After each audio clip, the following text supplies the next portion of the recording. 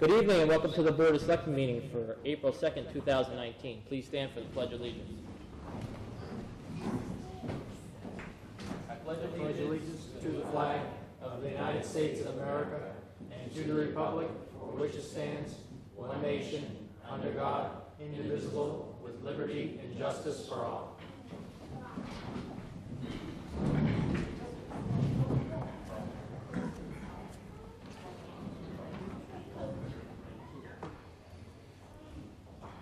On tonight's agenda, we have the swearing of a new police officer. We have to discuss a street sign request, some Upton Mendon School funding request, discussion on some appointments to the Fire and EMS Advisory Board, discussion for request of planting of a tree on public property. We have to execute the town meeting warrant, and discuss the mission statement of the Electronic Voting Committee.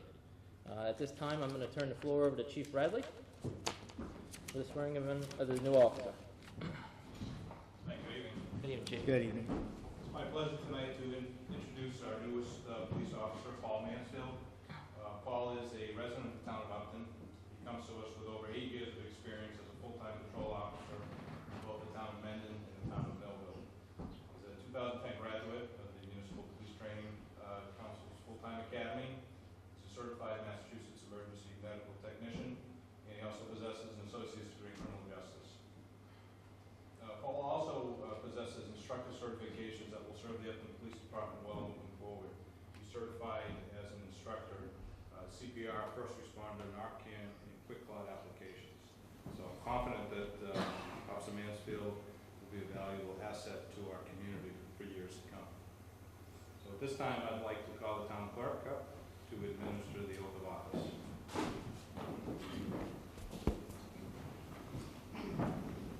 Raise your right hand. I, Paul Mansfield, I, Paul Mansfield, do solemnly swear do solemnly swear that I will faithfully that I will faithfully and impartially and impartially discharge the duties discharge the duties incumbent upon me incumbent upon me as a patrol officer as a patrol officer for the town of Upton, for the town of Upton, according to the best of my ability according to the best of my ability and understanding, and understanding, agreeably to the rules agreeably to the rules and the regulations of the police department, and the regulations of the police department, the Constitution Constitution, and the laws of the United States and the laws of the United States, and the Commonwealth of Massachusetts, and the Commonwealth of Massachusetts, and under rules, regulations, and bylaws and under rules, regulations, and bylaws of the town of Upton, of the town of Upton, made under the authority thereof, made under the authority thereof, so help me God. so help me God. Congratulations. Thank Welcome aboard. Thank you.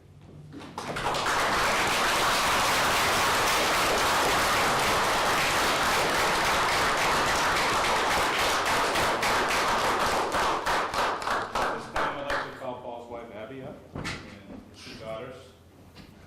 Then his Upton Police Badge.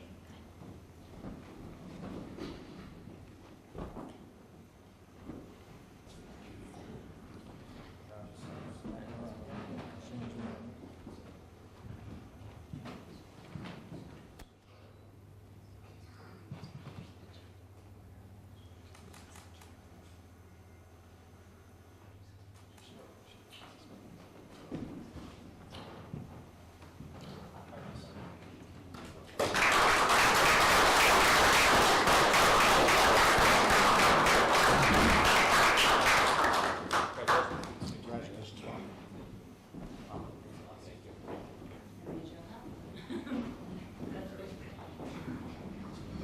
Anything else, Chief? Paul has anything to say? I just want to thank the town manager and the board for, and the chief and the department for allowing me this great opportunity to serve the town of Upton. I really look forward to it and looking to be a part of the community and serve the community as well. So thank you, everybody. Thank you.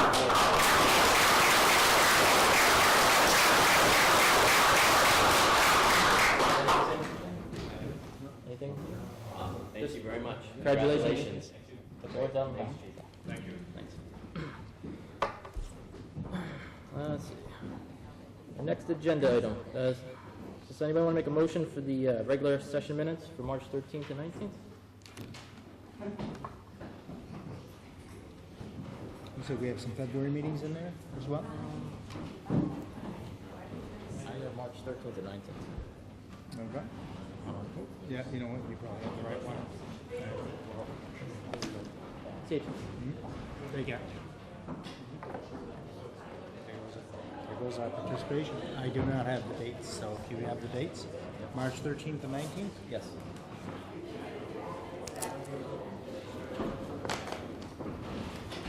Okay. You go with the minutes from March 13th and 19th? Yeah, You can make a motion? Okay. I'd like to make a motion that we accept the regular session meeting minutes from March 13th and March 19th. Second. It's unanimous action.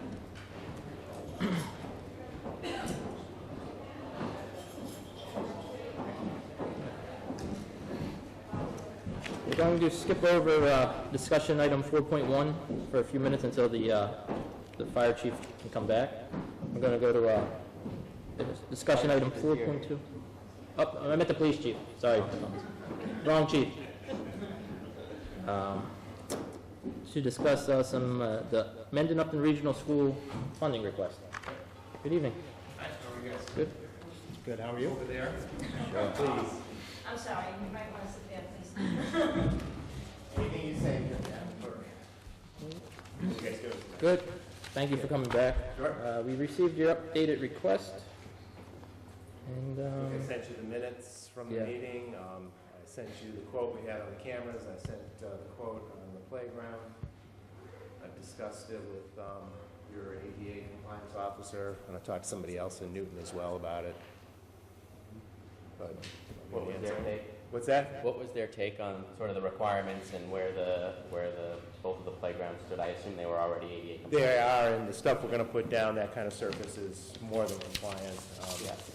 So I don't think that's an issue. I mean, I assume that during the process of this, the compliance officer for the town, which I believe Mrs. Haggerty, would go out and take a look, and if there's anything that she thinks we need to, correct, we would do that. And do we have any sense, I know the quote didn't include the subsurface, so it's assuming they're going to use the existing subsurface. No, they do. They inspect it all. That's what I was gonna say. In essence, that's what we did at Clough as well. Perfect, that's what I was going to It's say. all about bounce Peel factor. it back a little bit and just sort Well, of. they're gonna pull the whole front stuff off, right? I understand, but the reason they didn't include it in the quote, I would assume, is because they looked at it and saw that the subsurface looks pretty good. I just Yeah. don't want to surprise $50,000. Yeah, no, there wouldn't be. Looks like it's good. That would kill us. These things are expensive enough. Yeah. yeah, I did drive down there and I looked at both the surfaces. It's They're pretty tough. pretty poor condition, yeah. They've been like that for a few years. They definitely need some work. How long do they typically last, do we know? Well, so those lasted, the school opened in 2004, I want to say. So you're talking, it was probably ripped up like that a couple of years ago, so it's about 12 years. But they also, back when they first opened, they used to go out and snow blow it and shovel it so the kids could go out there, and I think that didn't help longevity. So we've stopped that, especially at Clough, because it's new. Yeah. Basically, if the snow's there, either play in the snow or don't play there. Yeah. And it'll be the same at Memorial once we fix this up. We're not going to shovel them anymore. We're not going to clear them anymore. Yeah. So hopefully you'll get, they say 10 to 12 years. I think you're probably talking 15. Yeah. Um, Okay. This has nothing to do with anything except my own curiosity. What color is it going to be? I know it said 50% color, 50% black, but I didn't know what the color was. So I don't know any more than what it said Okay. there. He looked at it and, he gave us 3 It's like quotes. blue is what's The there. original quote was like another 10,000 for that color. Yeah. Whatever color he's talking about, as long as it's a good surface, I'm okay with. Yeah.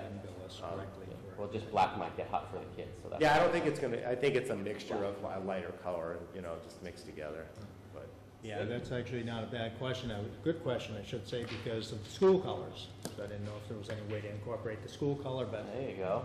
at Color elementary school, it may not make much difference. yeah, so you want green there, right? Tell me No, no Hopedale blue, I get it. There you go, you got it. if you tell him the cost extra, he wants the plain color. Good? Just, if I could, just to provide a little bit of clarity, Patrick Oach is our building commissioner, and I talked to him this morning about this. He's also our ADA compliance officer. Okay. So whenever you're ready, I know you have to go out to bid, and whenever that contractor's ready, if he could just check in with Pat Roach. Okay. He will ensure that this meets all standards. Yes, I mean, when I went, I know the surface itself is definitely accessible. It's the egress in and out. The back one has a sidewalk straight in, no lip or no anything. There's a gate there. It's perfectly flat, I'm sure, and it's concrete, so I don't think that's an issue. The front one, we have a concrete walk But I'm not sure about the pitch of that. That's the thing. I think it's allowed to rise a certain number of inches per feet.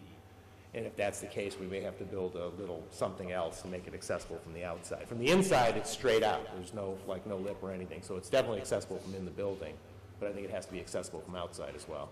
Yeah, so as long as you Right. connect with Pat, he'll make sure Yeah, we will. that it's compliant. And then what camera system did you guys end up deciding to go with? Just the 5 or? No, we really need to do the whole shebang there. So I'm hoping that we'll get some support on that as well. The vendor on that one is the same guy that puts cameras in all over Town Hall and everywhere else. And, we want to make sure they're compatible with what the police department uses, so they'll have a feed. Any other questions, gentlemen? I'm here. Do you have anything? No, the quote's pretty all-inclusive, so I don't have any other questions. And I think, On which, on both, or on the cameras? I'm actually looking at the one on the playground. Yeah.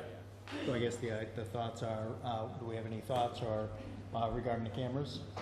Do you want to just include it in the same appropriation? Yep. Anything we ask is you Well, I bill think it it. has to be from 2 different accounts, right? Do we have the money for both of these in one account? Yes. We do, okay. Yeah, actually, it was, I was just talking to Paul about this. It's only the interest because the principal's not touchable, and Right. there's about 192,000, I think, Okay, in the cover both. account. Perfect. I kind of feel that, we're kind of hitting it hard, but then again, I don't think it's been touched in 100 years, so, What it's there for, school money. yeah. Probably and, another 100 years until you have that kind of Well, money. Paul will still be here, so he'll keep us in track. He'll let you know. Look at that look. Look at that. But, I don't think so. If you say that again, I will ask the off the chief to remove it. That's great. go ahead, Mr. Clerk. I want to be the skunk of the lawn party, and I understand the whole purpose of this. The principal is 150 or 100? 112 today. It's 112. Does anybody have any idea how long it took to approve $190-something thousand in interest? Just keep that in mind. You hit this today, it's going to be a long time before you touch it again. Yeah, we've discussed that before, like it's gone, and it won't come back, certainly anywhere near this for another 100 years, so. I mean, Right. this quote's like, what's it, 121 for the playground and about 15 for the cameras, right? Yeah. So it's about 135, so it leaves 65 as still accessible. But we don't have plans to come hit you every year and say, hey, we need more money. This was something that really needs to get done, and when I learned about this particular account, it seemed like a good way to deal with this, Yeah. and make it so, because those areas, like you said, they're really not usable right now. Right, right. And obviously fairly expensive building proposition here, so. Yeah. I don't have the Fine. I don't have the exact number for the cameras in front of me. Do you have the Was exact it- number? You know what that number is? I don't. Do you have the exact number? Derek's got the quote. I want to say 15. It was like it was 15 and change, but he had tax on the quote, so the tax comes off. It was like 14,875, something like that. Is there a possibility these could go down after they go out to bid? Which?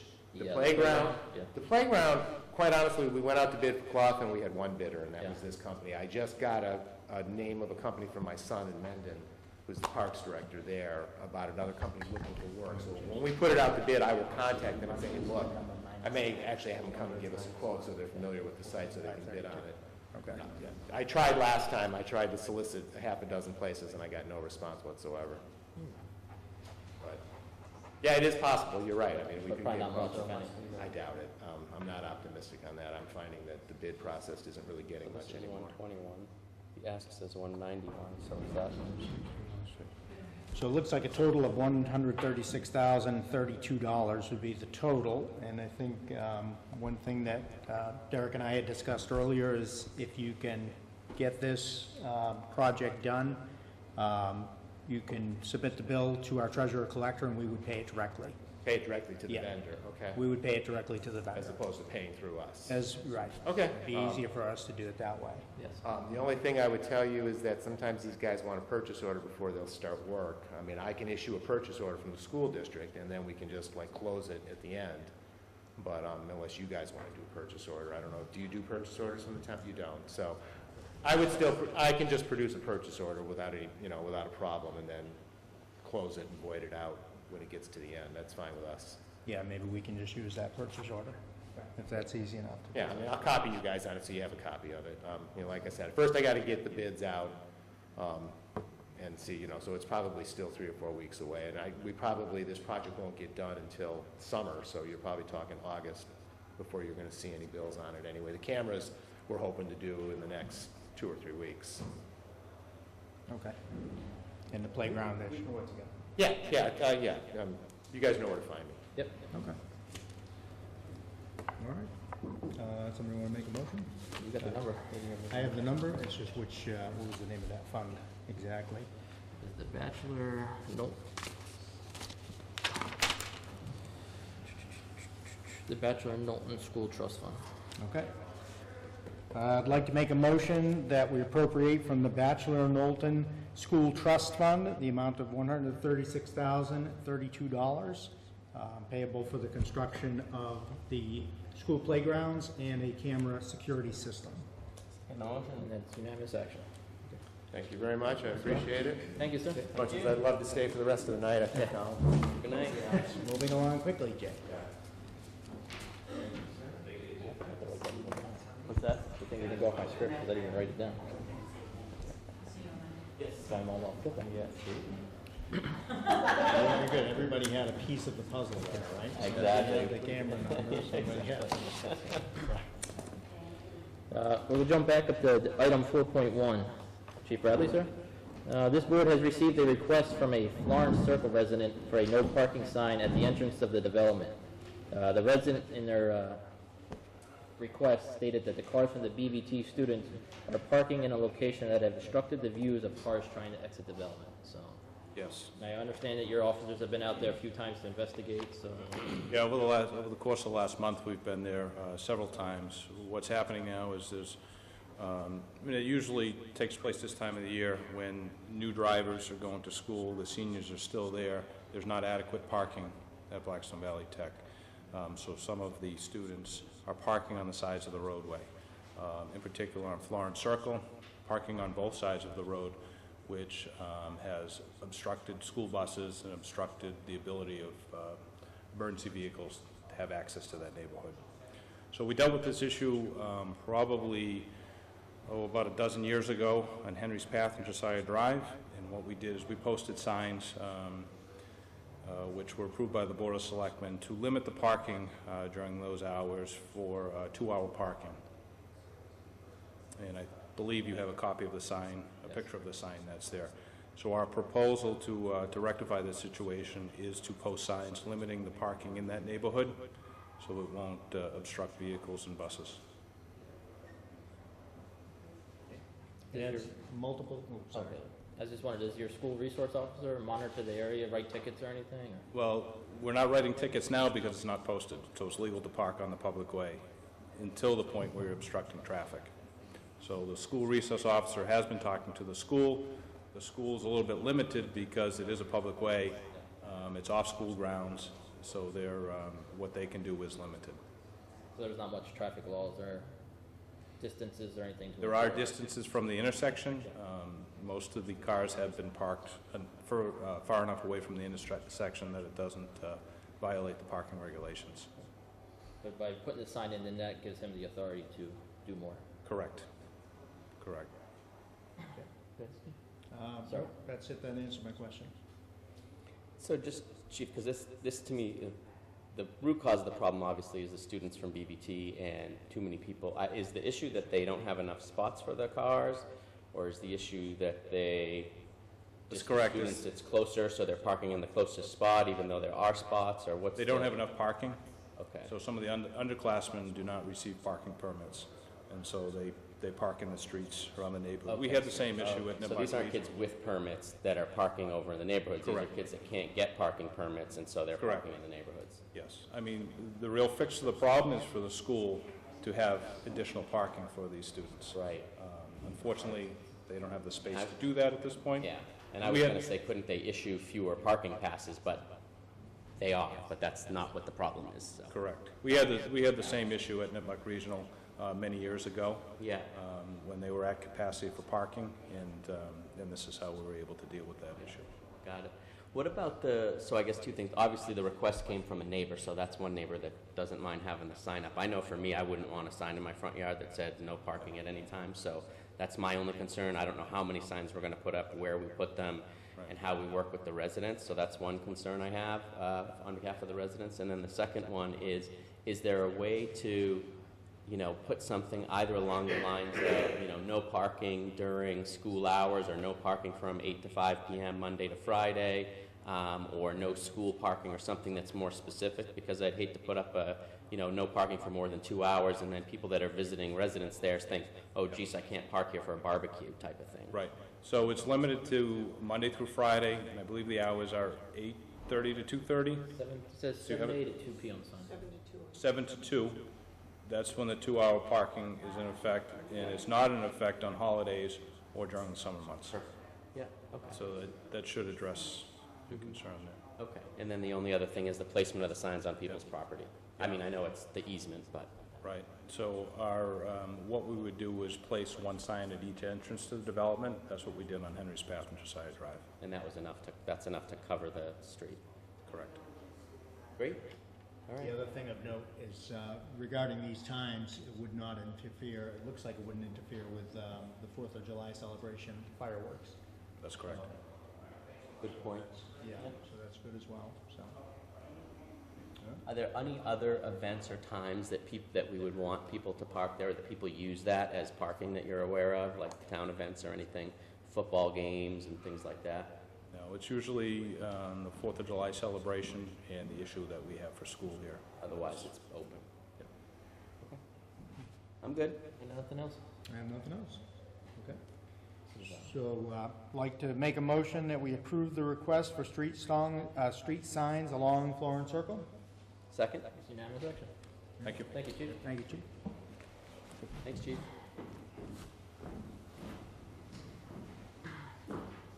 Yeah. Our next item is a discussion regarding a request to change the Fire EMS Advisory Board appointments. So is there any chiefs here? Anyone? So we've received a request from the EMS Fire Advisory Committee to appoint a non-resident to its committee. Currently, the bylaw that requires the Fire and EMS Advisory Committee interferes with our Board of Selectmen policy. It does, So, right. I know The committee is made up of 2 on-call reps, 1 career rep, a citizen, who is myself, and the chief. And so we've got no problem with getting the call staff to volunteer, because there's plenty of them to volunteer. But right now, we only have 2 residents to fill a career slot. There are 4 career Currently, yes. currently, 2 out of town and 2 in town. 1 just moved into town. And you can only serve 2 two-year terms. After that, you have to leave for 2 years before you can get reappointed. So we're going to have some difficulty in getting the career slot filled. We've got a couple of projects. We've met recently a couple of times. We've got a couple of projects that we're working on that we think we can move the department forward a little bit and get some things done, but we need a little more ability to get a career person. And as it is, the three of the 5 members, including myself, we will be off the committee by 4s in 2020. So, we're facing in a little over a year, 3 of us have to leave, and we have to leave for 2 years because we've served our 2 terms. Is that policy being evaluated? It seems like that's the root of the problem. Well, that is sort of bylaw. related. I mean, if we wanted to Right, change but the policy so that we could serve 3 terms, it might be a little easier. My own opinion, again, and I'm a new person to the whole process here, but I don't think that's the root of the problem. We have a fair representation from the call department, we have a fair representation from the citizenry. I'm sure if we put it out, you know, there's certainly a big pool to choose from. It's just that the career staff, if the overall objective of this committee was to get representation and fair representation from all of the different factions within the department, you're limiting the career staff to a very small, finite group. So the thought was, if we allowed a career person, so you'd have to be a career firefighter for the Upton Fire EMS Department. If you're not a career firefighter for the Upton EMS Fire Department, well then, you can't hold that spot. Right. So irregardless of the ability whether they live in town or out of town, if the picture was to get fair representation across the board, that's kind of what we thought. But given that, you know, we have the general rule of the way the town is set up, that all committees must be made up of town residents, we thought this might be, quote, the exception to the rule, given how the committee was created and what it was for. Does that sound about right from my I mean, picture? if we were to change our bylaw, we have to make, or our policy, we have to make sure that other people aren't gonna start putting in for committees like, you know, housing and this and that. Correct. So whatever we do, we have to write it. But my thing is, do you feel that the career needs that representation on the Fire and EMS Advisory Board, seeing that they also have union representation, that they can bargain stuff? Well, again, we went back, because again, I'm new, so I said, let's go back to the beginning. So there was a lot of misconceptions on what this Fire and EMS Advisory Group is supposed to be for. Some thought this was the vent for the call department to come in and voice their frustrations on issues with the department, or issues with policy, or issues with service delivery and those types of things, and that's not really the case. Because I think the way they kind of sold it when they created this Fire and EMS Advisory Committee was the Board of Engineers. Yep. They were being removed, and they were worried about not having some authority. Because if you kind of read it, the way it's even written, because it's supposed to talk about creating policies to give to the fire chief. Right. So I never agreed with even the way the general bylaw is written. Right, and that's something that I think, you know, what our thoughts were was, you know, and nothing against this group of selectmen, but since a lot of us are still trying to learn what this advisory group is for, that we'd wait till the new election, so that we could all maybe sit down as a collective group and go through what is the role and responsibility of this Fire and EMS Advisory Committee. And since I've heard words that we as a committee are supposed to work on your behalf, well, I haven't read that, so I don't know. So maybe we sit down as a group to understand what is it that we want this group to do, and give a clear direction. So, and to answer the chairman's question, I believe if the original intent of the group was to get fair representation across the board, well, then a career person should be allowed to be on the board, irregardless of where they live. Because it's supposed to be a fair representation of all of the internal groups within the department. Yeah, I agree with that. I do think there's a bigger opportunity here to evaluate the role of this committee and make sure we clarify exactly what its purpose is. I think it was put in place at a point in time where there was some anxiety about the change that was taking place, and to make sure that that transition went smoothly. But now that we're through that transition, it may be time to either change the focus of the group or look at other alternatives as well. And that's kind of what I thought it was built on, is you were moving from a board of fire engineers and two separate groups to a single point chief, merging fire and EMS, all of these things. There were going to be issues and concerns between all the groups, and how do you make that all work? So I think that's what this group was for, was to address some of the frustrations as they went forward, and that was a good 8 or 9 years ago. About 8 So years some ago. things have changed. Right, and I think there's another situation where the committee, if it's to serve the Board of Selectmen, it gives an opportunity, so in theory, the committee would communicate with the Board of Selectmen, not through the chain of command. So say a call person or a career person, as you mentioned, may not have the ability to ever speak with a selectman, or may not feel comfortable bringing a problem up through the chain, thinking it'll just get filtered out before it gets to us. So, yeah, I think it's certainly a good opportunity to sit down as a group, the two committees together, our board, your committee, and try to figure out, what exactly would be the focus of the mission statement, per se, of what we really want to try to achieve. And the other thing we looked at too was, this committee is kind of unique in that it has no authority. Really, when you boil it all down, it really doesn't. So the way the town's rules are written, that any other committee a town resident must serve, and I believe all those other committees have some type of authoritative function or responsibility. This group really didn't have that. So we thought that if we made the exception to the rule for this group, it would fit, Yeah. if that makes sense. Yeah, I just don't want to open up Pandora's box. And I know, and when I first asked Derek, you know, he showed me the line where it says, you know, residents, which makes sense for most of the committees. It's just, you know, with 2 people to choose from, we've actually tried to get one of them to apply and haven't been what about the one moving successful, to so now town? we're down to one person. We haven't asked him yet, he was moving like the last 2 days, so. He's moving, so we're gonna ask him. If we do change it, we have to find a way to word it appropriately for this True. specific committee. And you may not be able to do it now, you just at least understand the request and, So how would we do that if we wanted to change the committee to allow for non-residents for those 2 full-time positions, or those 2 full-time seats? Right, so there is no, I mean, this is past practice. It's theoretically not even a Board of Selectmen policy to our research and Sandy's research. Sandy did a lot of work of trying to find out what other communities do, and a lot of communities do have non-resident appointments. So we wouldn't be unique in saying, well, we can appoint a non-resident, but the point is well taken that historically we've only appointed residents, and so if we make this exception, is it going to open up opportunities for other non-residents? And so, Other non-residents in what context? if well, let's say a non-resident wants to apply to the ZBA.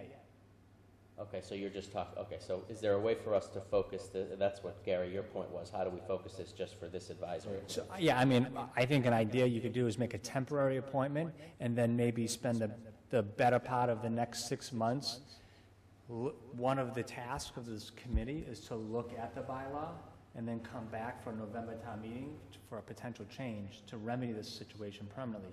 Because you can make the appointment now, but you're not remedying the problem. You always talk about the root cause. The root cause is still going to be there. So until we make a bylaw change, you're always going to have that problem, and you'll be faced with the same issue in next year, right? right. So, Next year it's gonna be worse. right. So I think, you know, you could make an exception to this issue, knowing that maybe it's a temporary appointment until we can have a permanent change. Because there is a lot of work ahead of this department, a lot of work, and they could use the help. So we definitely could make a suggestion for a temporary appointment, Yeah. if that is agreeable. I was going to just throw out one other idea that would be a little more in line of, I think, what we did in the past with a recent committee, and that would be to make that non-resident appointment an ad hoc member, where they wouldn't, Non-voting, you mean? non-voting. Yeah, that is. So we could do it that way, and, you know, that may mitigate the other problem where we But, wouldn't have it. The only thing I would say is if they feel that they need to have that career representation, that he should be able to vote on their behalf to represent that body part, you know, it'd be, you know. Right, because You there's can only only- one yeah. career slot on this And it'd committee, be- there's 2 for the call staff. Right, so he'd be outvoted all, you know, Okay. so. Well, I mean, do you think the next logical thing to do would be to sit down with the 2 boards and try to figure out what the best way to handle this is and get I think it? we need to look at our policy and come up maybe with something that we can all come to agreement on, so.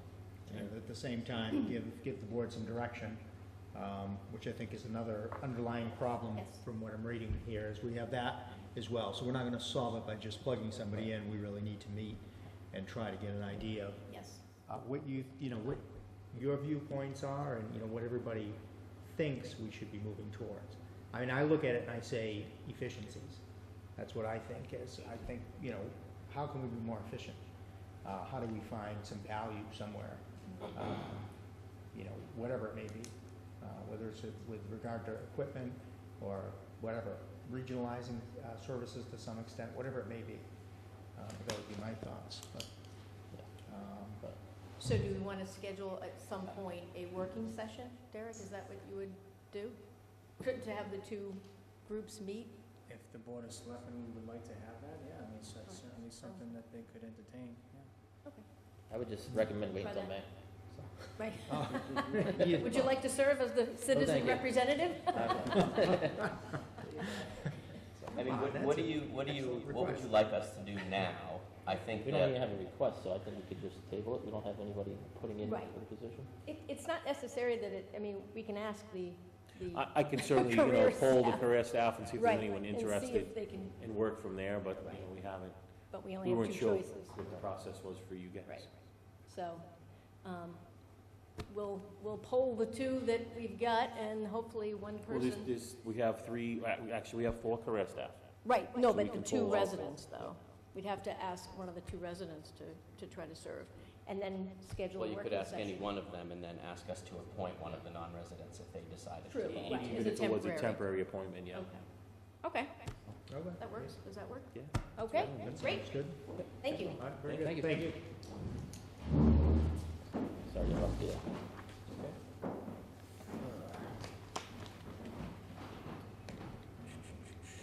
Is Mr. Combs here? We did have a request from Mr. Combs to donate a tree in the memory of his father. Do you know if he was planning on attending? He was invited to attend, so he's not here. I'm just gonna pass over this one, and we'll reach out to him again, see if he wants to come in. Let me know Yep. later. Do we know where he was thinking of putting it? No, that's why. No, it was on town property, so it would Oh, we have be, no idea where. no. So that's, I didn't do anything. okay.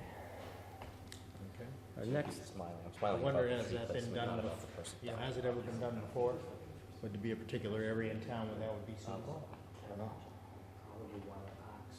I think Yeah. probably most I appropriate. was gonna see I if, wanted to talk to the DPW, Dennis Westgate, and his staff to see if there's an area, a park that maybe they want to beautify. Maybe we can get some suggestions from them. Most appropriate. I guess what we don't know is, usually when you dedicate something like this, usually it comes with some type of plaque or sign? plaque or a sign to the dedication, and so we don't know if that's part of the process or not. I didn't know if his father had a favorite part of town, or a park or something. or- We don't have a lot of details. Right, right. Maybe Heritage Park or something like that. So our next agenda item is to execute the annual town warrant. We've all had a chance to look at it. I know Mr. Metallion has a few questions. Yeah, we had discussed earlier, the article regarding snow and ice budget. Obviously, we're not out of the foul weather just yet, so we don't have an exact number on that. But I think, you can speak to that for a minute? Yeah, sure.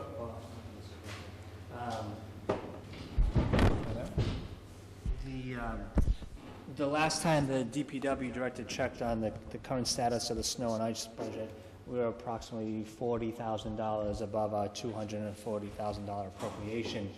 And so we felt very comfortable with that. I mean, compared to previous years, we were about $125,000 over last year, and about $120,000 the year before. So comparatively speaking, we're doing really well. But like, to your point, we're not out of the woods yet. We do expect some type of wintry mix tomorrow, and then again later on in the week. So we'll have to see if that has any impact on our budget. But certainly much better than the $200,000 we had earmarked for a town meeting. We will certainly come well under that. Okay. Very good. Go ahead, what else did you Do you have? have anything else? There were some other questions, but we actually discussed it before the meeting, so I think we clarified some of those issues regarding some of the, probably a good time to bring it up. Sure. There's some wages that were amended in November, and because they were amended then, the increment, what you're gonna see as far as the year-to-year change, looks like a much bigger number than it is.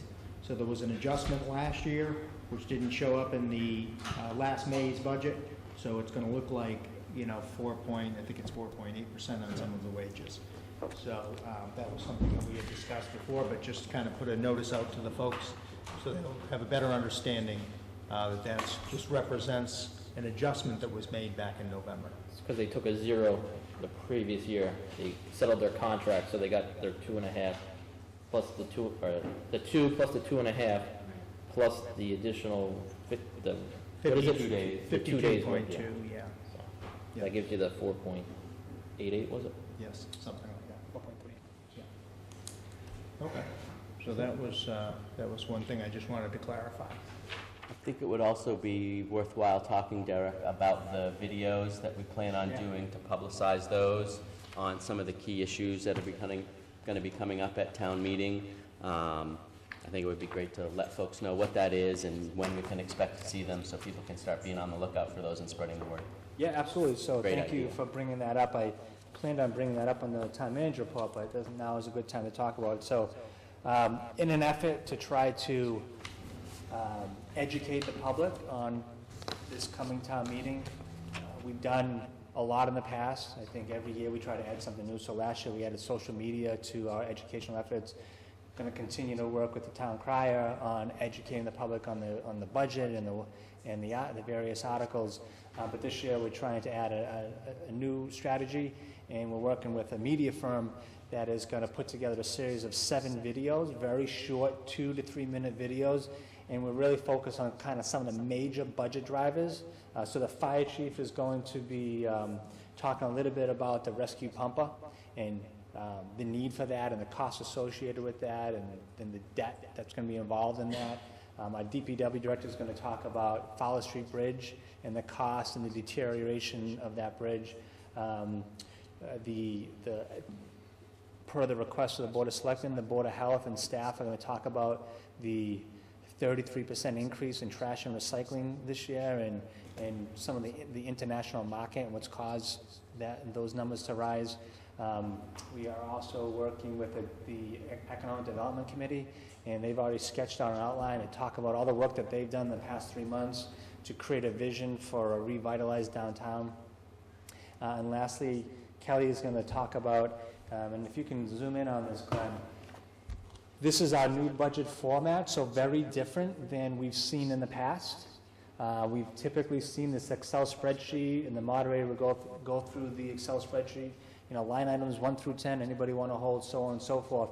So this year, it's a new budget format, so one of the videos we're going to develop is going to outline the process in which town meeting is going to take place and how folks can hold an item, how they can talk about an item, so on and so forth. So this is all going to build up to the April 24th Finance Committee's hearing. So the hope is that with these little short videos and through social media and through the town crier, we're going to drive folks to the Finance Committee's public hearing so that we can have these one-on-one discussions. Because although folks ask questions at town meeting, it's really hard to have detailed conversations, especially you got board members sitting on the stage, you got FinCom members sitting down on the floor, and so it's more intimate if we can have these discussions at the public hearing. And so we're trying to get more than 2 to 3 people that typically attend these meetings and go there, and hopefully we have a good turnout so we can try to mitigate some of the concerns that folks have going into town meeting. So we met with the firm today. We've outlined those 7 videos, and then we're going to start shooting them next Monday to be released the following Monday over a series of 2 weeks. And then we'll announce them, I would think, via Twitter, Facebook, and share them and put them on in the paper and wherever else we can point people to them. Right, yeah. Well, we're going to try to distribute them far and wide. Yeah.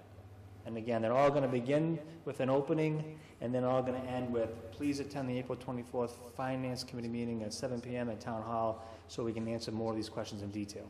Great. Okay. Will that public hearing be televised? It should be televised, right? I think it typically is. Yeah, you can have it here. Depends what you have. Yeah, actually, I believe we discussed asking conservation to move downstairs so we could Yeah, have this this room. one for the public hearing.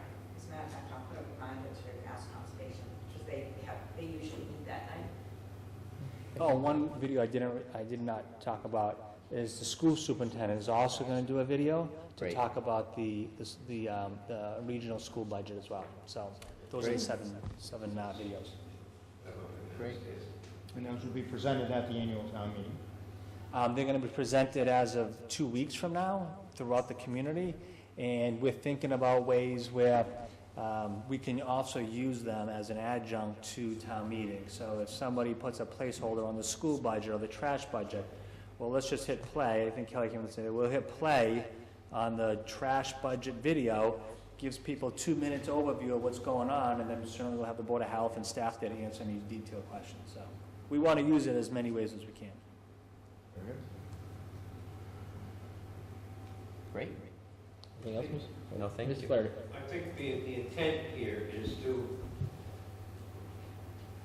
kind of stop the silly questions at town meeting and try to make it flow a lot faster, because you all know that every so often there's some questions and you say, geez, you came to me before the meeting, I could have answered it, could, you know, would have probably saved 10 minutes here, you know? Hopefully it helps educate too, so. I beg your pardon? Hopefully it educates and they're a little bit more informed, so. Quite And nice. there's some big budget drivers, so I'm sure there will be some spirited discussion on the floor. But, you know, it is what it is. And I have nothing else. Anything else? I'm gonna make a motion to accept the warrant. Ready? Yep. You want to make a motion? Sure. I make a motion that we accept the town meeting warrant as written and for May 2nd, 2019.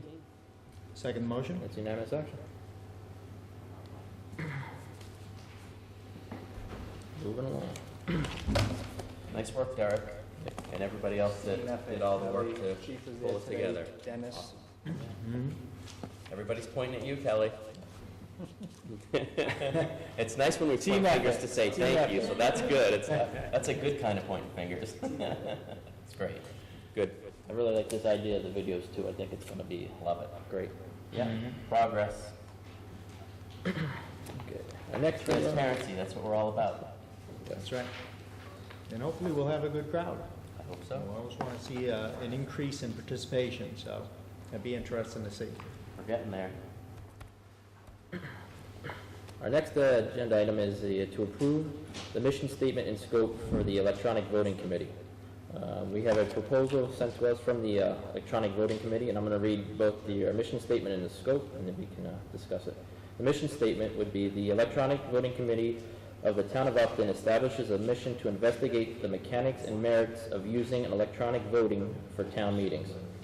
The scope would be the scope of the committee's investigation to include the following topics: the accuracy of the votes, transparency of the votes, process, participation, efficiency, electronic voting policy and procedures, privacy issues, and costs. The committee will prepare a written report addressing these topics.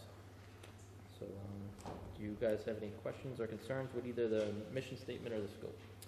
Well, this looks pretty detailed to me. I don't have any questions. No, go ahead. Sorry. Hi, Sally Raleigh, 148 South Street.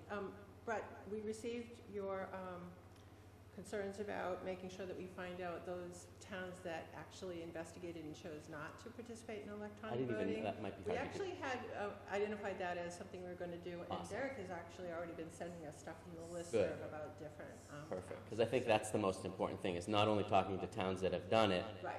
but also people that have investigated it and chose not to do it, right? So we don't want to just hear from people that did it, because presumably they're more fond of it than people that might have evaluated not. So that's Good awesome. and cons, yes. Yeah, So wonderful. Thank you for that, and thank you. Thank you. This is great, as far as I'm concerned. Yeah. Great. I'm good with it if someone just wants to. Yeah. Okay. Okay, make a motion?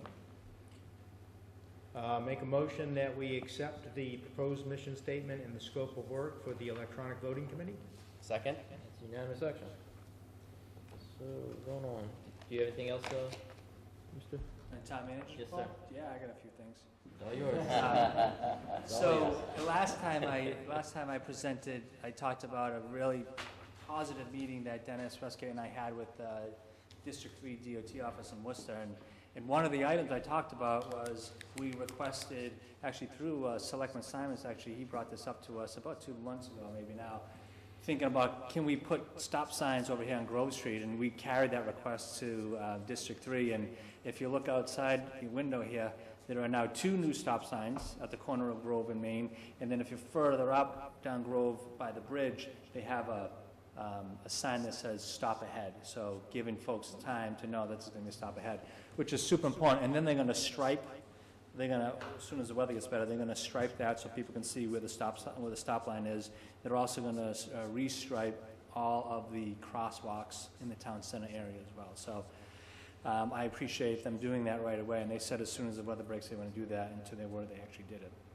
So that's positive. I talked a little bit about the videos already. I wanted to bring up just briefly of a meeting that we had on Friday. So it was myself, the chief was in attendance, the DPW was in attendance, folks from the Board of Health were there, 3 staff from DEP were in attendance, and we were meeting with the Grafton-Upton Railroad. And so, actually, Selectman Simons was there as well, so thank you for attending. So there's a bunch of us in that room, and we are listening primarily to the Grafton-Upton Railroad. They have a lot of plans for expansion. So just a couple of things that folks need to understand.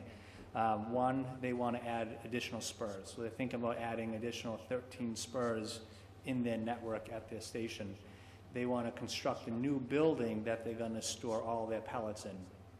They want to construct an additional building to store all their chemicals in as well. So they're thinking with the new construction alone, it's going to be about $10 million worth of new construction at the site. But again, it's going to bring in more work, more rail cars, more 18-wheelers. So part of that conversation, in order for them to construct the spurs, add the additional spurs, they have to cross over our sewer main. We have a gravity-fed sewer main on their property. We own the easement. And so they're talking to us now, to their credit, as to what we need to do. It's an aging main. I think it's a clay main, so certainly very fragile if we're going to introduce vibration above it. So that was one item we had to discuss. The other item, I think, is a big-ticket item that's been going on here for decades now, is the closure of the landfill. They seem to think that the town still has substantial stake in the landfill closure. They're suggesting up to 50%. They want the town to take responsibility for the landfill closure. What does that mean? Primarily what it means is that we would incur 50% of the monitoring costs. So there's monitoring wells all around the landfill that once the state approves their permit, we would have to monitor for over 30 years. So we made 0 commitments. We were there more on a fact-finding mission. Again, it was great to have state officials there. They looked at a lot of the wetlands. They looked at the landfill. We walked the landfill with them. We had some sidebar conversations with DEP officials. So at some point, we're really going to have to sit down, meet with them, meet with the attorneys, hear their case as to why they think the town is responsible for the landfill closure. They seem to believe that they have a really strong argument, and that if we had to litigate it, that they would win. But again, we haven't explored it. I can tell you through history, the previous town manager had explored it with KP Law, our counsel, and KP would always recommend that we don't take responsibility for it. We do not take responsibility for it. The town never owned it, never operated it, therefore they don't believe we have responsibility for it.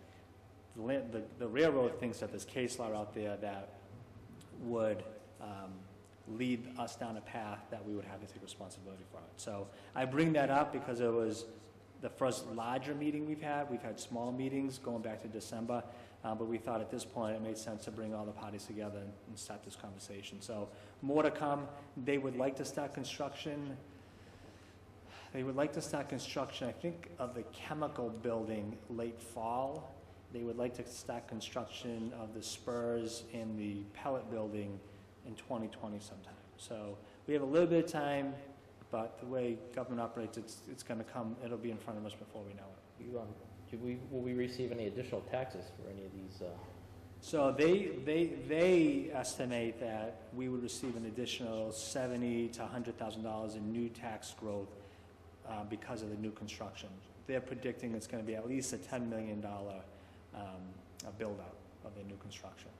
So, and we also working with the Board of Assessors office, and they're looking at how CSX is taxed through the City of Worcester. So City of Worcester has a very large assessing department, and we believe that they've been taxing CSX in Worcester for a long time now. So we're trying to learn more about how they do it to see if there's other ways that we could be receiving additional revenues through the railroad.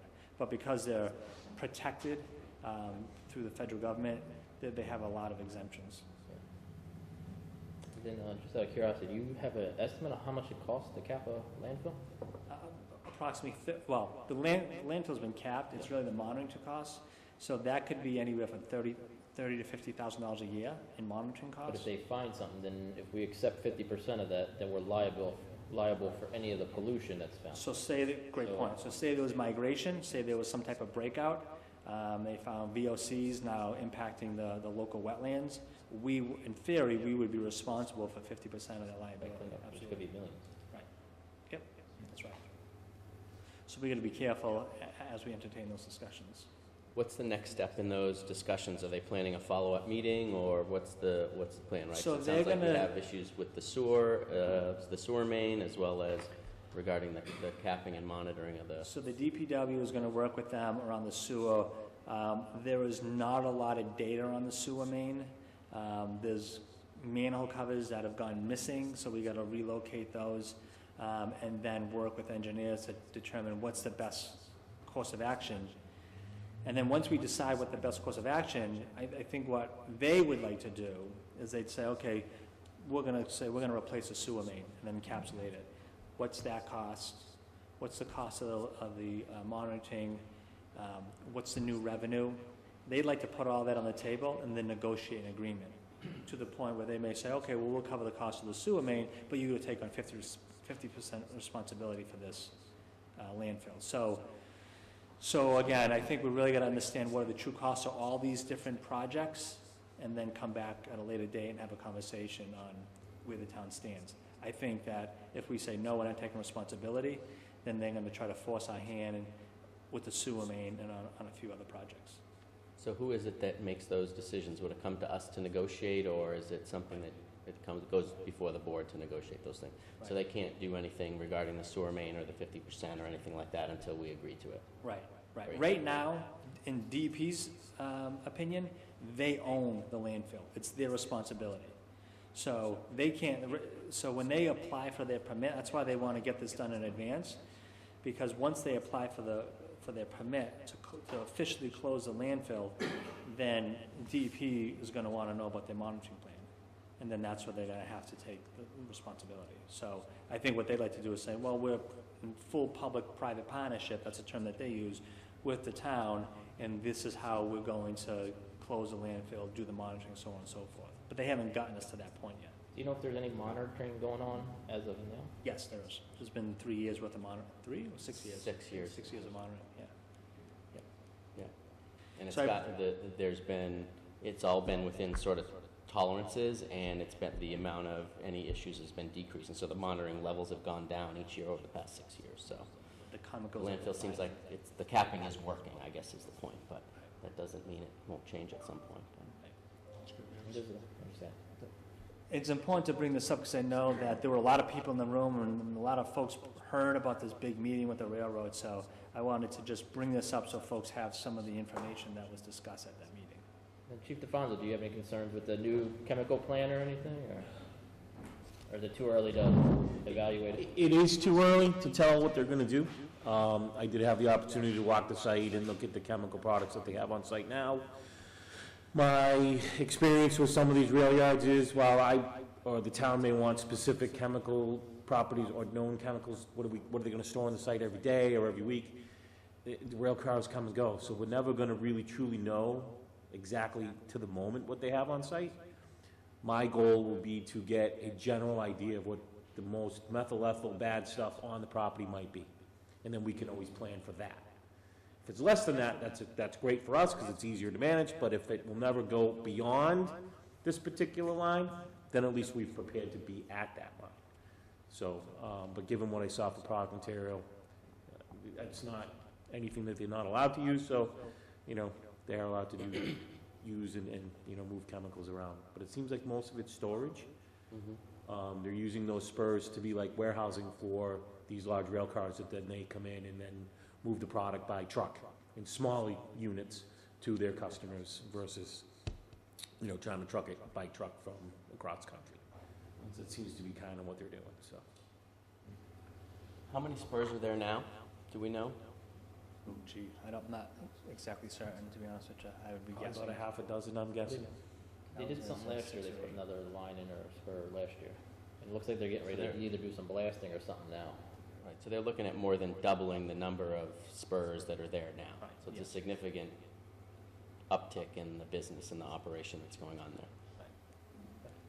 Hi, Lynn Haggerty, South Lane. Does this have to do with the grant that the railroad received for, I don't know, it's like $130 some odd thousand to put in two additional rail lines? It was with, came from Governor Baker, there was a grant. They didn't mention a grant. They didn't mention, not They once had a grant. for paraffin wax hauling. Well, they do haul wax. That is, Right, but this is. for this Yankee was, Candle. This is a grant to put in, so when you say spurs, that's what they mean by the second lines? I'm just trying to understand. Well, they did put in a second line into the yard last year. So Right. they have two lines now coming into the yard. Spurs where they park the trains overnight, or is that? Yes. Yeah, that's who the So they spurs are. wanna- So they're just dead like ends. store Parking spots, Yeah. yeah. So I think they're right, they're dead ends, basically. Right. So they may have like 6 or 8 dead ends, let's just say, and they may increase that now to 13 dead ends, Yeah. perhaps? They want an 13 additional additional. 10. Add 13 10. additional. More, yeah. So that's just more chemicals that they could store. Yeah, and for the most part, in talking with some of the owners and operators, is the wax business, the candle business is exploding exponentially, because now that they're overseas, Yankee Candle and some of the other manufacturers. Different word. um, Sorry. yeah, Sorry. the product material of wax is really gonna be the bulk of what they're gonna store there. So, again, wax isn't, it comes, when it gets here, it's solid, and they have to use steam heat to, you know, re-liquefy the wax to get it out of the trucks, or get it out of the cars into the trucks. So, that's really what they were really expanding on, was the wax part. That seems to be a big part of their business. I'm more worried about that smell coming back. Maybe a couple years ago, they were doing telephone poles or dipping or something. Yeah, they didn't talk about No, any they of moved that. the telephone. Those aren't there any longer. Yeah, their real big business right now is that wax. They really want to expand that operation. They've got a good method to move the wax, get the wax out of the rail cars into trucking units, and move it to wherever the manufacturing plants are, so. That heating process, is there a fire hazard in doing that? No, it's all steam-based, so they have a furnace, AKA boiler, in a building that's separate from any other operation, and then they just run steam lines out to the rail cars, and believe it or not, it's just they cut a 4-inch pipe in half, and that's what's welded on the inside of the rail cars. So they just run the steam through, kind of like a radiator type system, that heats up the wax to liquefy it. It then comes out the bottom of the rail car, and then goes into the trucks, and the trucks have heating systems on them as well to keep the wax in a liquid form until it gets to the final destination. It's interesting. Yeah, I learned a lot that day just on the wax stuff. I know I have a lot more to learn about the rest of their operations, but I wanted to get a pretty good picture of kind of what they're doing and where they think they're gonna go, so. I think for the most part, they've had a pretty good safety record since Yes. coming to town. I think you guys only had one hazmat call. Yeah, there's only been, as far since I've been here, I think we've only been up there 3 times. And 2 of them were alarm activations, and 1 was a problem with offloading product material. There was an event that occurred. They did have a rail car run away one time. Oh, yeah, forget about that. Yeah, runaway rail car. That was before my time. That started in Grafton. I ended up towing that vehicle, so The rail car? no such luck. Well, I think it's good of you to bring this up as well in the meeting so that people are aware that these things are happening. We're trying to be transparent, let folks know very early that these changes are coming, and that there's opportunity to voice whatever perspectives, opinions, concerns. Now's the time to do it. Nothing is set in stone yet, but it sounds like it's going to happen, and it'll move pretty quickly over the next year or 2. So we want to make sure people are aware of this and that there aren't any surprises for folks that might be impacted, because obviously there's a long history here. So we want to make sure that we honor the public's right to know what's going on and share information and be transparent about everything that's going on down there. So if anyone has questions, please ask us. And then just one quick question, getting back to that sewer main, is that something that, before they take on all this construction, is that something that wastewater enterprise is going to be looking to upgrade? Well, that's something that we're trying to determine what, we believe that it's probably the best course of action to replace that sewer main. So do we replace it in place, or do we relocate it? Those are the questions. Do we have to add a pump station depending on the relocation? So those are the questions that'll be asked. As you recall, that the enterprise account, it was funding appropriated at the November town meeting to do a complete analysis of all of our water and wastewater infrastructure, and this is going to be part of it. So we expect to see some recommendations come out in the next 3 to 5 months from that analysis. And again, nothing happens until all that discussion happens. Right, that's right. Great. Thank you, Chief. Back to you, Mr. Manager. All right, 2 more items. So I just wanted to, we've talked a lot about, Fire Chief has talked a lot in the past 3 months of all the grant activity. They've applied for hundreds of thousands of dollars to replace communications, and we still hope to get that, working on other sources of funding for cardiac monitors, so on and so forth. But I wanted to just bring up the fact that the police chief, Chief Bradley, has recently applied for a $390,000 PSAP grant. If successful, and it's going to be tough to get it, but if successful, that would replace all of our dispatching console. It's getting old and antiquated, so at some point in the future, we're going to have to replace it. So thinking out of the box, going after a $400,000 PSAP grant. Dennis Westgate has recently applied for a $410,000 complete streets grant. He feels very confident the town is going to get that grant. So that'll be $400,000 we can put towards our streets and sidewalks to make them more accessible here in the community. And then lastly, the Economic Development Committee has recently applied for an $18,000 mass development grant. And if successful, it'll bring on a technical expert.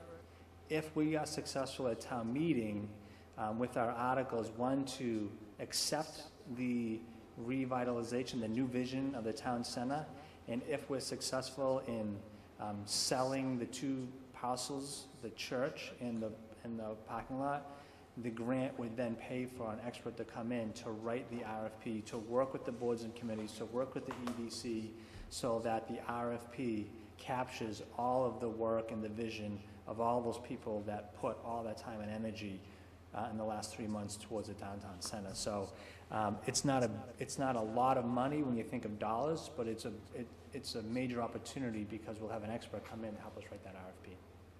So those are just I just wanted to bring those up because all the different departments are doing a lot of work on trying to bring in outside resources so we don't have to continue to go back to the taxpayer each year.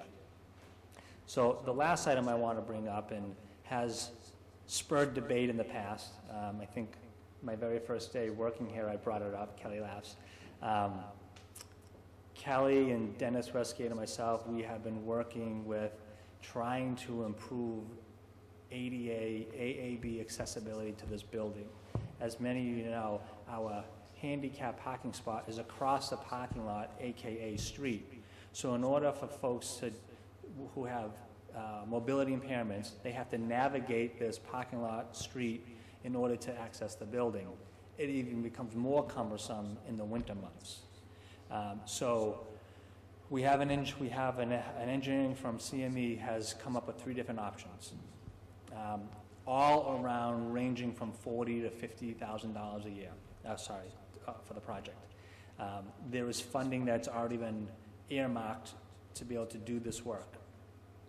One of the options, which is the one I think is our primary choice, is to move the handicap parking to this side of the building, to create a ramp in the sidewalk on this side of the building so folks can park head in and then offload and then access the building through a new ramp. We would change the configuration of the outside sidewalk a little bit to accommodate that change. And then we would have head-in parking on this side of the building. So right now it's parallel parking to this side of the building, it'd be head-in. So we would yield approximately, we have about 14 parking spots now. By doing head-in parking, we would then go up to 21 parking spots. That helps get folks on this side of the building. It still doesn't change the throughway we have through our parking lot. So there's a couple different ways to mitigate that. One, we could put in speed tables on either side of the parking lot to slow folks down. Or our primary choice is to close Warren Street down permanently and make this just what it should be as a parking lot, so there is no throughway traffic. So not looking for a decision tonight. Kelly's going to go to CPC tomorrow and talk a little bit about this to get their blessing. But we'd like to at some point in the future, maybe as a look-ahead item, have a conversation about closing down Warren Street, even if on the short term we close it down with Jersey barriers, and then look at the long-term fix of closing the street down permanently when we do, hopefully, with the TIP project coming through town, a reconfiguration of this intersection. Just curious, where's that money earmarked from? Or CPC. CPC. It was part of the town hall renovations from 5 years ago. And so I would assume that the head-in parking would end up encroaching more on the building, so we'd eliminate some of the grass and some of the sidewalk that's there, or No. would it go back further into the street, or how would Right, that we work? would move the sidewalk back into the street, Mhm. and so then that would create the depth that you would need for head-in parking. Gotcha. Gotcha.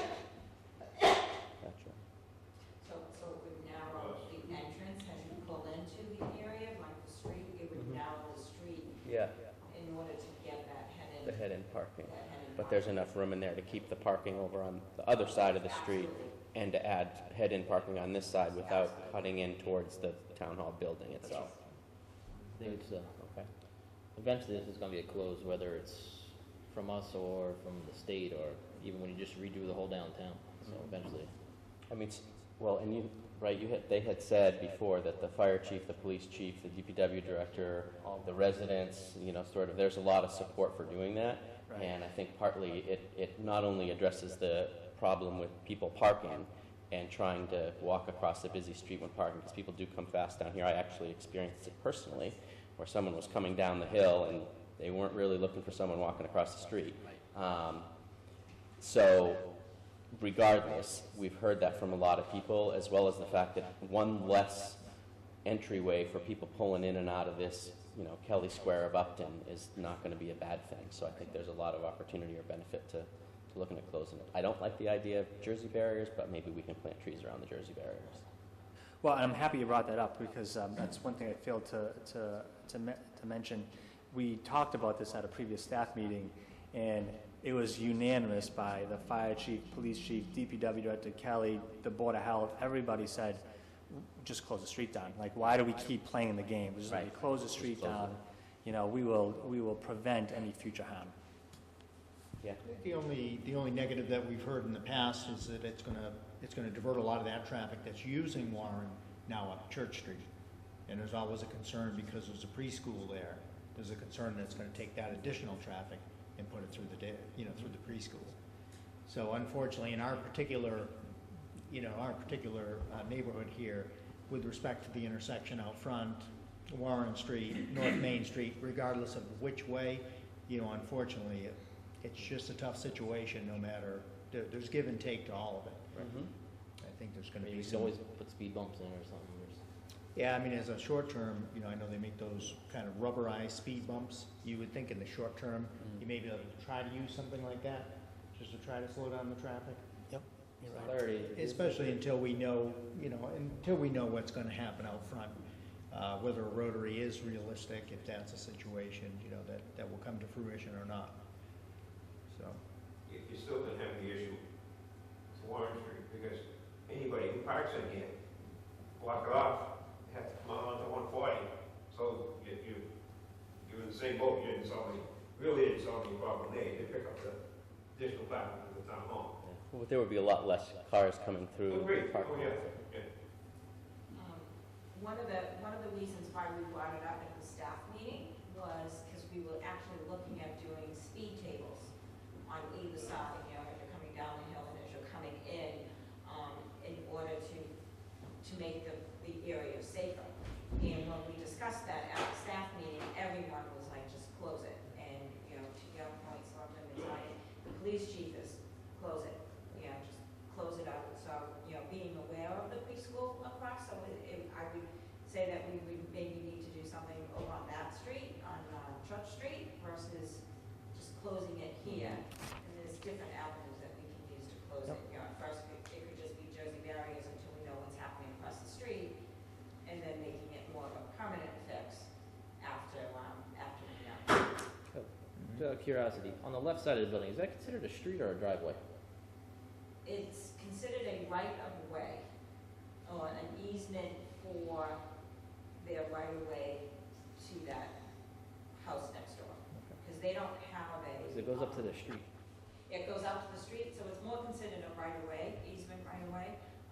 And because it had been there for so long, when we did the renovation, it was concluded that there was no way to, quote, take it away, because it had been in existence for so long. So that would create more traffic, because when we were doing the renovation, you did have some people that snuck down that road.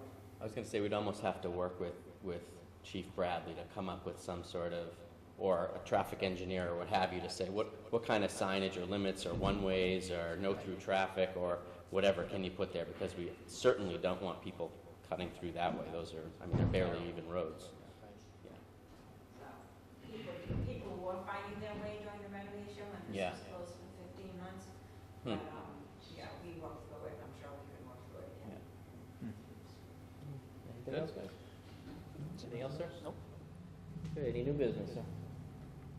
The only thing is that I thought of recently, and someone's been asking about it, is we should, as we have conversations at these meetings, we should be cognizant of the fact that there might be people in the audience that want to see hard copies of whatever it is we're looking at. So I don't know if there's a way to sort of have a few copies available of certain documents, or a packet of the documents in case people want to look along. I know they're all online, so that would be the other thing I would say, is if people want it, obviously you can look online and all the documentation is online, but maybe having one or two hard copies in case people want to see it. I would just submit that to the board at some point for us to talk about that. We don't have to do it now, but just something to think about. Okay. That's it for me. Anything else? No, I don't have anything. The only thing I have for look ahead is the Loyalty Day Parade. I know, I forget the gentleman's name, he's emailed us, I'm not sure. I think that is Mr. Wood. Is that it? Oh, Mr. McMahon. Mr. McMahon, yeah. Yeah. Just, I have to work that day, so make sure one of you guys reach out, so. Are you able to attend, do you know? What's the date? I didn't see the date. May 6th. Yeah, I think it's May 6th. It's a Saturday, the first Saturday in May. Yeah, I'll have to look. That would be May 4th. May 4th? Yeah, I'll have to look. I'd be happy to do it if I can do It's it. typically on a Sunday. Yeah, it was May 5th. It's Sunday, May 5th. Yeah, it's typically a Sunday, Sunday. May 5th. Yeah. I have flags. Great. Yeah. I mean, I did it last year. I don't see why I wouldn't do it this year. Yeah. So I told him that one of you guys would reach out to him. Okay. Yeah. I think I gave the speech last year, if you're comfortable Yeah, giving the exactly. speech this year. That'd be great. Okay. Sure. Just give me a copy of yours from last year. File, save as Brett's speech. You got yourself an Uncle Joe. Exactly. Does anybody in the audience have anything to say tonight? So you want to make a motion to Okay. get out of here? Make a motion, we adjourn. I second the motion. Unanimous. Thank you.